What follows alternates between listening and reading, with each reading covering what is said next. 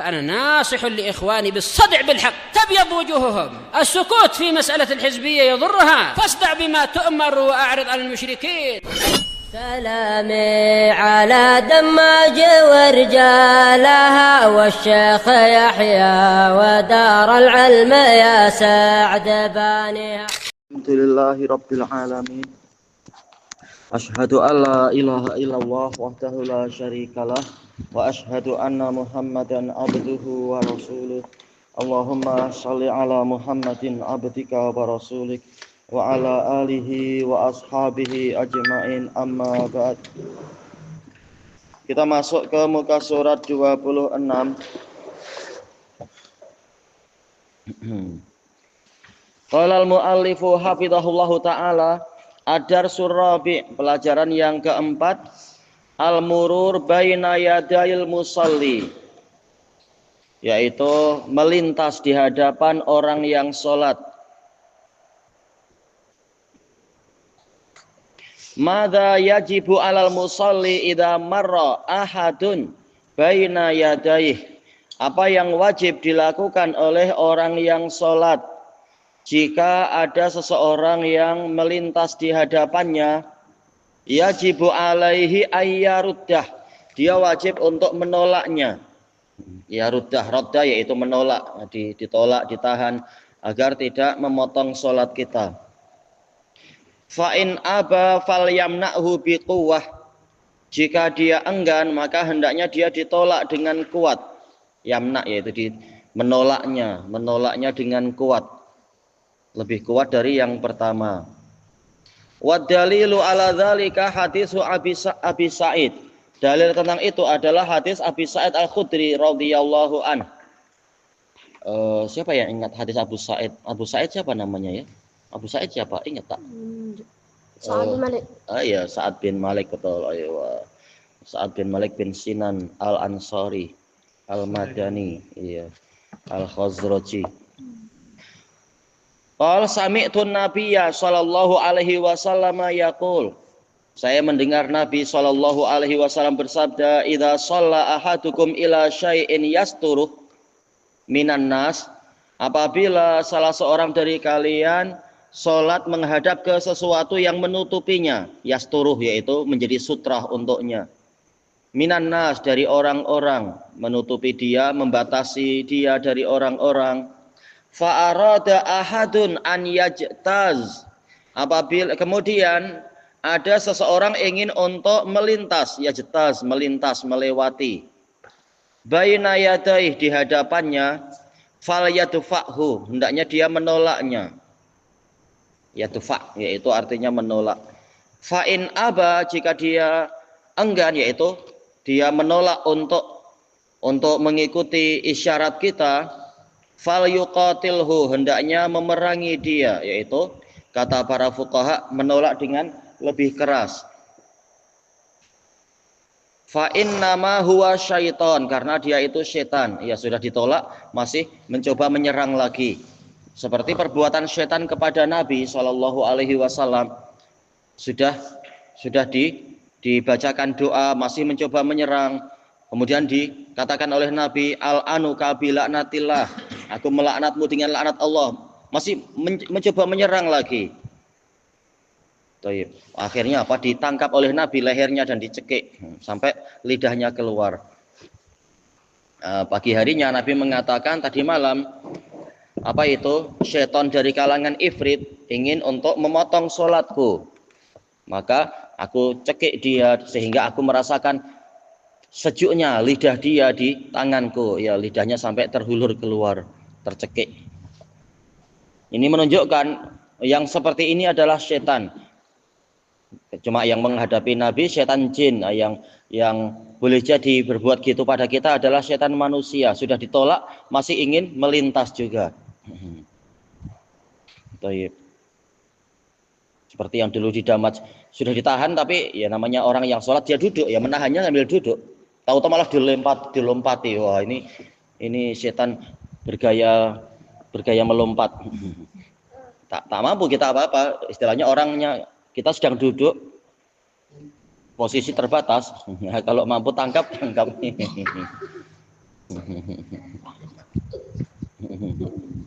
Tapi kalau dia udah lari, jangan dikejar, kita sedang sholat.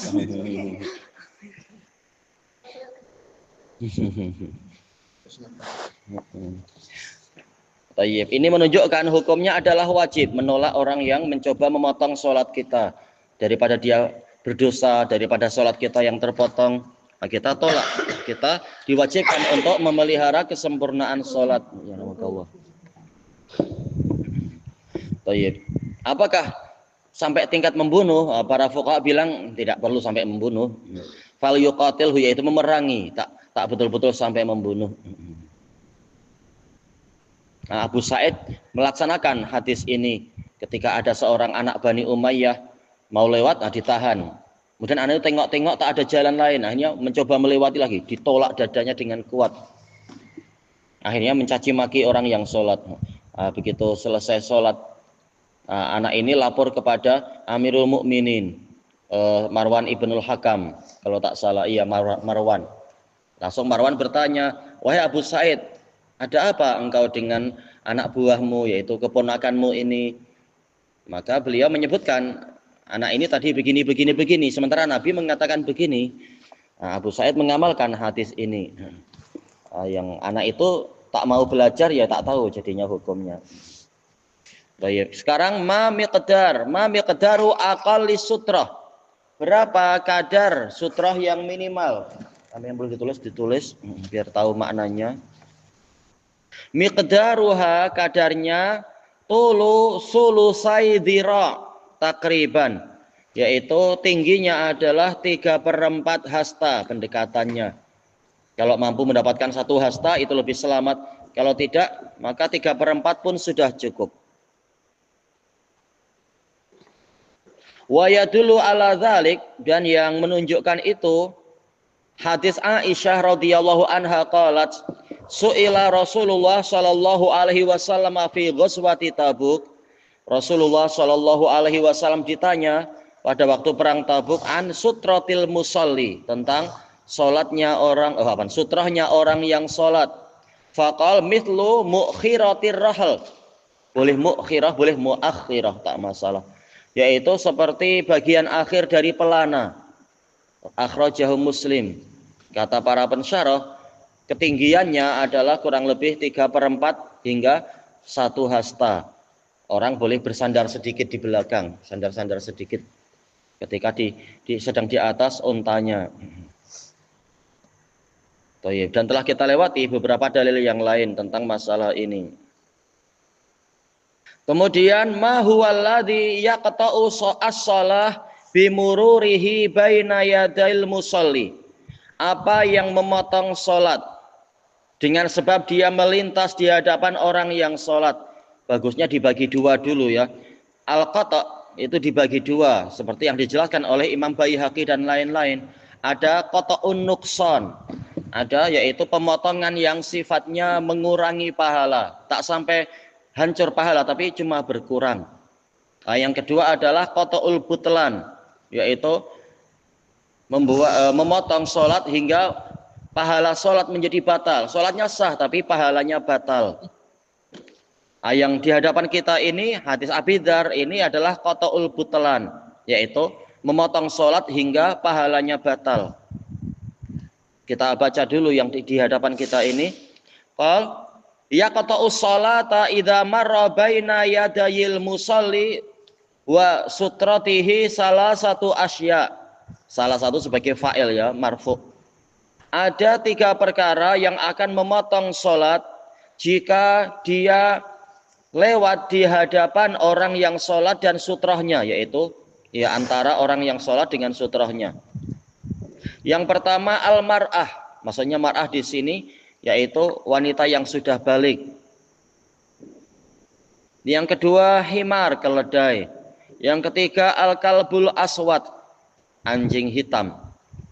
An Abi Dzarrin radhiyallahu anhu qala Rasulullah sallallahu alaihi wasallam yaqta'u sholatal mar'i al-muslim, akan memotong salat seorang muslim idza lam yakun baina yadayhi, apabila tidak ada di hadapannya itu Mithlu mu'khiratir rahal, sesuatu yang seperti sandaran kendaraan, yaitu apa? Sandaran kita yang ada di atas kendaraan. Rahal sih artinya pelana ya. Bagian akhir dari pelana itu lebih baik kita mengartikannya. Seperti bagian akhir dari pelana unta. Kalau pelana kuda sih pendek-pendek ya, tapi pelana unta. Yaitu al-mar'ah, wanita, yaitu yang sudah balik. Wal himar, keledai. Wal kalbul aswad, dan anjing hitam. Maka Abu Dzar bertanya, wahai Rasulullah, apa urusan anjing hitam di antara anjing berwarna putih ataukah anjing yang berwarna merah? Maka Nabi mengatakan al-kalbul aswad syaitan. Anjing hitam itu setan. Baik. Nah, Nabi menjawab seperti itu. Bukan berarti kalau yang lewat di hadapan kita waktu di masjid, jarang kan ada wanita tahu-tahu lewat atau keledai atau anjing hitam. Tapi mungkin apa? Ada anak kecil yang belum paham atau kucing atau entah hewan-hewan yang lain. Apakah dibiarkan? Makanya dijelaskan perlu dibagi dua. Yang di hadapan kita ini yang qata'ul butlan, memotong sholat hingga membatalkan pahalanya. Yang kedua adalah qata'un nuqsan, yaitu memotong sholat dengan mengurangi pahalanya. Masih ada pahala tapi kurang. Yang mana itu? Yang selain tiga ini. Sebagaimana di dalam hadis yang pernah kita lewati sepertinya ya, kita sebutkan. Tapi tidak disebutkan di buku ini, yang diriwayatkan oleh Abu Dawud, An-Nasai, Al-Baihaqi dan lain-lain itu ya. Kalau seorang imam dilewati rupanya itu makmum pahalanya dikurang. Tak, imamnya menjamin, jadi pahala makmum tidak berkurang. Punya imamnya yang berkurang, ya salah dia sendiri. Makmum tidak bersalah. Baik. Nabi mengatakan apa? Yusalluna lakum fa in asabu falakum walahum wa in akhtau falakum wa alaihim. Imam itu sholat untuk kebaikan kalian.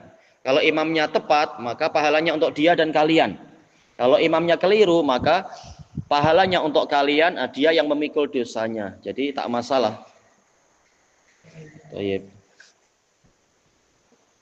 Adapun yang qata'un nuqsan, itu yang ma'ruf hadis itu. Apa itu? Nabi SAW mengatakan, ya qata'u syaitanu sholata ahadikum idza lam yakun baina yadaihi mithlu mukhiratir rahl. Setan akan memotong sholat salah seorang dari kalian jika di hadapannya itu tidak ada sutrah seperti sandaran, yaitu bagian akhir dari pelana, bagian belakang dari pelana. Menunjukkan setan akan selalu lewat, berusaha untuk lewat. Kita tak mampu lihat itu. Waalaikumsalam. Tapi dengan adanya sutroh, insya Allah dia akan terhalangi dari perbuatan tadi. Adapun setan sampai berani melawan Nabi, ya ini usaha dia mencoba-coba, akhirnya kalah juga. Ini Allah mengizinkan untuk menjadi pelajaran, mengizinkan untuk sempat terjadi yang seperti itu. Baik, sekarang tamarin, perlatihan. Awalan ma miqdaru aqalli sutrah. Berapa kadar sutrah yang minimal? Siapa Ahmad? 3/4. Sulusa zira ya. Berapa sulusa betul ya? Yaitu kalau sulusa berarti dia berapakah? 2/3 tadi ya. Ana salah nerjemahkan. Yaitu sulusa zira. Berarti 2/3. Tapi kalau yang lain mengatakan 3/4, kata para fuqaha, tak masalah, intinya mendekati 1, kurang sedikit tidak masalah. Ya, yang tadi ya sulusai dzira yaitu 2/3. Yang lain mengatakan 3/4, yaitu salah satu arba. Tak masalah. Iya, boleh 3/4, boleh 2/3. Yang paling bagusnya adalah ya bukan paling bagus, tapi seringnya mukhiratir rahal adalah 1 dzira, yang agak tinggi-tinggi itu. Lebih tinggi lebih baik. Ya, Nabi dan sahabat mencontohkan apa? Salat menghadap pohon atau menghadap tiang, menghadap dinding dan sebagainya. lebih baik, lebih selamat. Kemudian sanian yang kedua, ma huwallazi yaqta'us shalah, apa yang memotong salat bimururihi, dengan sebab dia melintas baina yadail musalli. Alif yang keras. Al-mar'ah, ya. Terus al-himar, al-kalbul aswad. Baik. Nah, ini adalah yang memotong dengan apa? Membuat pahala jadi batal. Kalau yang memotong tapi membuat pahala berkurang, Ismail, apa saja? Ya, yang selain 3 ini, betul. Buktinya, tatkala ada kambing hendak melintas di hadapan Nabi, Nabi tidak diam saja, tapi Nabi maju ke depan. Mungkin apa? Untuk kambing kalau ditolak, mungkin dia tak paham. Ya sudah, kita angkat pun ya berat, istilahnya ya. Ya sudah, Nabi maju ke depan sehingga hampir menempel ke dinding di hadapan beliau, biar kambingnya lewat di belakang.